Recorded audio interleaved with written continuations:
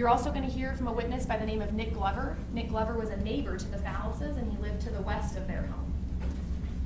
And what you're going to hear is that Nick Glover, a teenager at the time, living at home, was curious about what was going on outside once everybody started showing up. And so he went and he crouched down beneath a window in a front room in the house. And he was paying attention, trying to pay attention to what was going on outside. And what you're going to hear him say is that he heard the defendant say that he shot Ashley. You're going to hear from a witness named Chris Graves, who's a former deputy with the Weld County Sheriff's Office, who arrived to assist the Evans Police Department in the chaos of the morning of January 1st, 2012. And what you're going to hear is that Chris Graves, too, heard something similar to what Nick Glover heard. I can't believe I shot her. You're going to hear from Madeline and Jolie Fallis, Ashley Fallis's daughters from her prior marriage, who the defendant adopted while they were married together.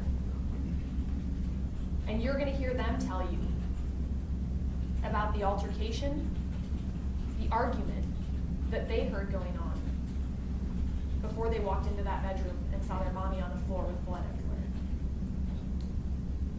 You're going to hear from witnesses from the Colorado Bureau of Investigations, and what those witnesses will tell you is that the defendant had gunshot residue on him, and they're going to tell you that Ashley Fallis had DNA on her fingernails, which is consistent with the defendant's DNA. And you're going to get to hear him try to explain in that interview with Detective Rita Wolf why he has these scratches on his body, on his chest, on his neck. And again, you and only you will have the power to decide whether you believe that explanation or not. Whether you believe him when he says the reason he has these scratches on his body is because he's recently shaved his chest, and so he's incessantly walking around scratching himself. You and only you will be trusted with the power to answer that question.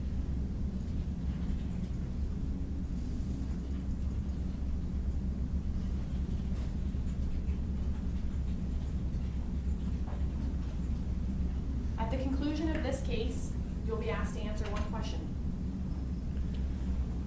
Whether you believe that Ashley Fallis, a young mother of 3, with her whole life ahead of her, things going better than they had in quite some time,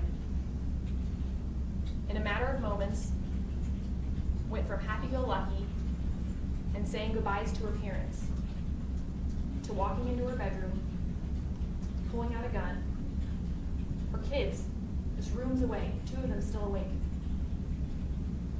and putting a bullet in her head. Or whether you believe that the one person who every witness will describe as being as angry as you can possibly be, whether that person, in the course of those 4 minutes, is the one who's responsible for her death.